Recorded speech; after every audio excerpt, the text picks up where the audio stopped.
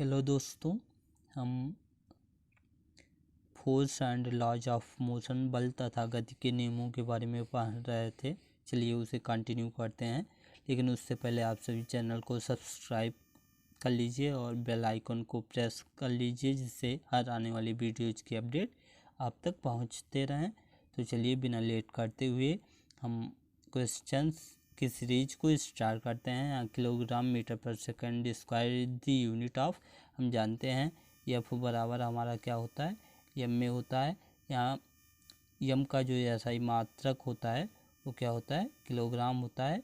और एक्सेलरेशन यानी त्वरण का एसआई मात्रक जो होता है मीटर पर सेकंड स्क्वायर होता है, किलोग्राम मीटर पर सेकंड स्क्वायर। तो एक इसकी यूनिट है फोर्स की है, यहाँ पे हमारा बल राइट आंसर है।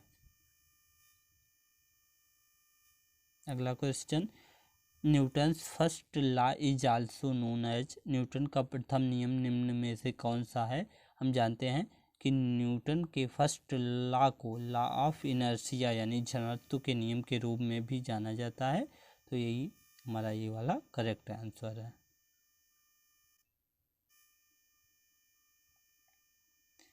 A boy of mass 50 kg runs with a force of 100 Newton. His acceleration would be, यहाँ पे हमें त्वरण बताना है, बच्चों वाला क्वेश्चन है। फ्रेंड्स, एफ इक्वल्स टू हमारा एम में होता है, यहाँ पे फोर्स दिया गया है 100 न्यूटन। यहाँ 100 न्यूटन के बल से दौड़ता है, जो हमारा फोर्स है वो क्या है 100 न्यूटन। मास क्या है बॉय का 50 kg है, और यहाँ पे हमें एक्सेलरेशन नहीं दिया गया है। ये 50 को इधर लाओ, हो जाएगा 100/50 इक्वल्स टू ए।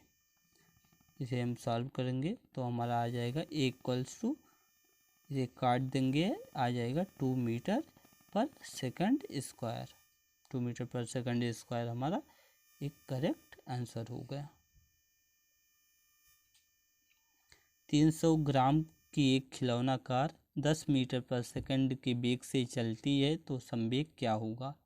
इसमें हमारा संवेग बताना है, यानी मोमेंटम को बताना है। हम जानते हैं मोमेंटम निकालने के लिए हमारा फार्मूला होता है P इक्वल्स टू एम भी। तो यहाँ पे एम दिया गया है 300 ग्राम, हमारा यहाँ पे एम है, यानी द्रव्यमान है कि एक खिलौना कार 10 मीटर पर सेकंड के वेग से चलती है। ये हमारी वेलोसिटी है, और वेलोसिटी है इसमें 10 मीटर पर सेकंड।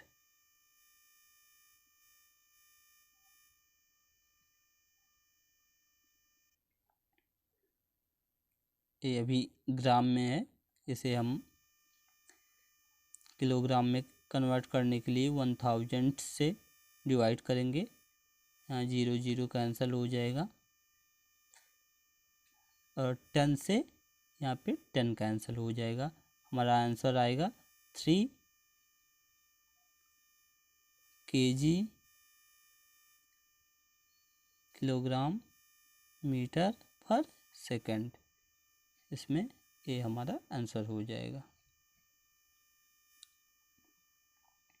द्रव्यमान नियम की एक वस्तु वेग v के साथ एक ठोस दीवार को हिट करती है और उसी वेग के साथ वापस उछलती है, वस्तु द्वारा अनुभव किया गया आवेग है। यहाँ पे हमारा P, इसमें आवेग निकालना है। आवेग का फार्मूला होता है delta P equals to change in velocity v minus u।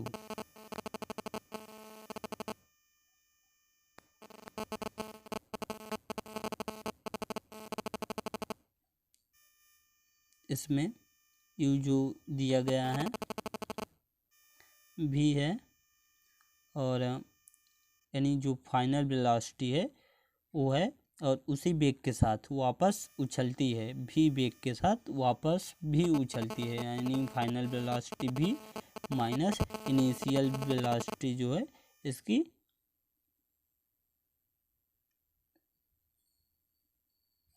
Initial velocity भी इसकी जो है वो भी है।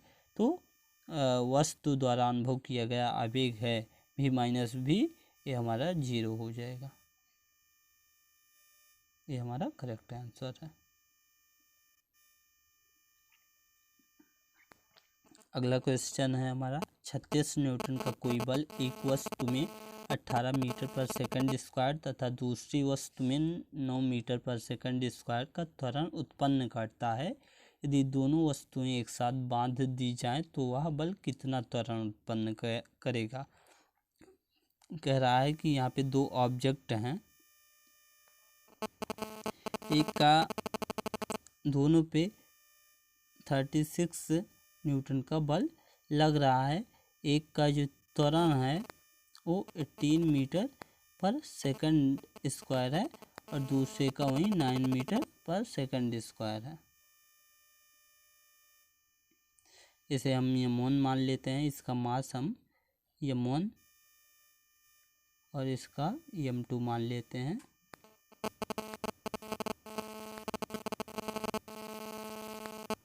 तो हमारा एक्सेलरेशन निकालना है। एक्सेलरेशन निकालने के लिए F/m हो जाएगा इक्वल्स टू हमारा फोर्स जो है वो 36 न्यूटन है। यहाँ पे 36 न्यूटन प्लस m जो है हमारा m1 plus m2। m1 m2 हमें नहीं पता है तो m1 m2 हम पहले निकाल लेंगे। फार्मूला होता है हमारा F इक्वल्स टू m में m हो जाएगा हमारा इक्वल्स टू हो जाएगा F/a। तो पहली वस्तु के लिए m1 के लिए F जो है 36 न्यूटन है और एक्सेलरेशन जो है 18 मीटर पर सेकंड है, यानी कटेगा ये पहली वस्तु के लिए जो आएगा क्या बोलते हैं इसे, पहली वस्तु के लिए जो द्रव्यमान आएगा वो 2 आएगा और दूसरी वस्तु का जो द्रव्यमान है m2 के लिए निकाल लेते हैं हम F/a। यहाँ F 36 न्यूटन है इसके लिए भी और जो इस पर त्वरण कार्य कर रहा है वो 9 है, तो 9 से डिवाइड हो जाएगा और ये आ जाएगा 4 आ जाएगा। तो 36 यहाँ पे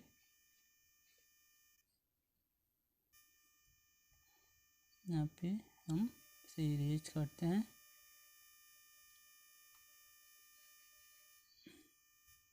यहाँ पे 36 Newton upon m1 plus m2 है हमारा।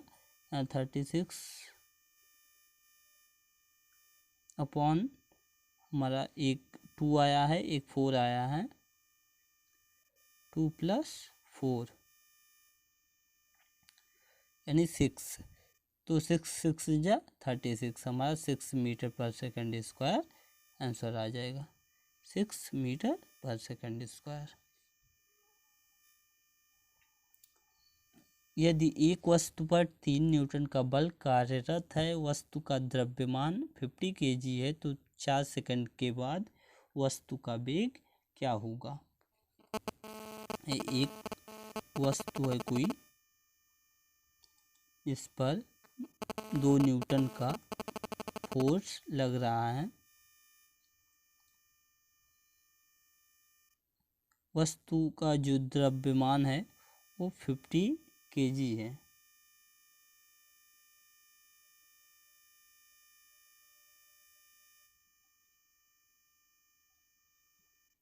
वस्तु का द्रव्यमान 50 kg है। यहाँ पे जो समय दिया गया है t वो 4 सेकंड है।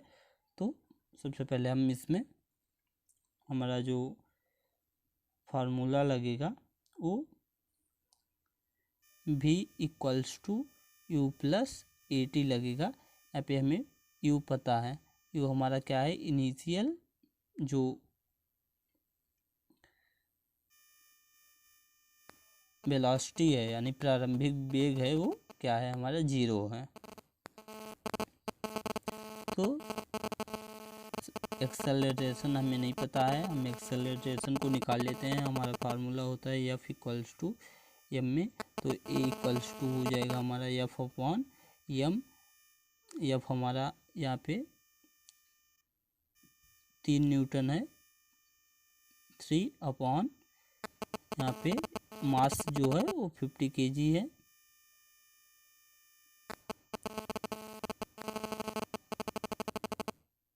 हमारा क्या आ गया यहाँ पे 3/50। अब मीटर पर second square,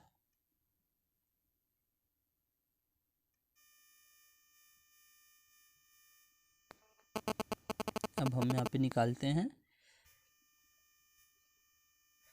v plus a T, यहाँ भी u plus a T, sorry u plus a T. तो u यानी इनिशियल वेलोसिटी हमारी 0 है, ये हमारा 3/50 है, इंटू टी जो है हमारा वो 4 है। कह रहा है 4 सेकंड के बाद वस्तु का वेग क्या होगा, तो 4 सेकंड हमारा टाइम है और 3/50 हमारा एक्सेलरेशन यहाँ पे आया है और इनिशियल वेलोसिटी हमारी 0 है। तो इसे हम सॉल्व करेंगे आगे, हमारा हो जाएगा 12/50 भाग देने पे हमारा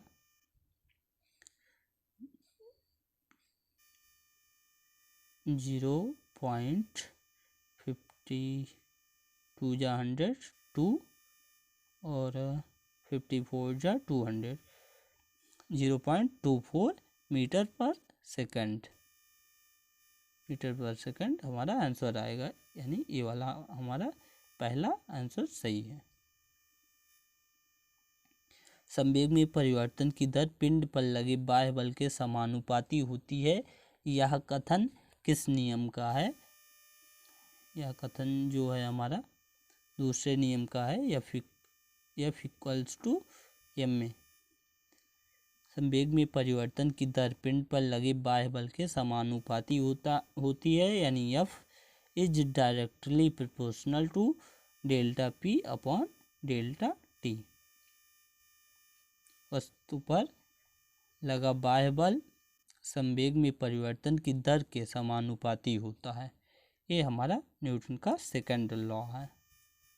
तो न्यूटन की गति का द्वितीय नियम हमारा करेक्ट आंसर है।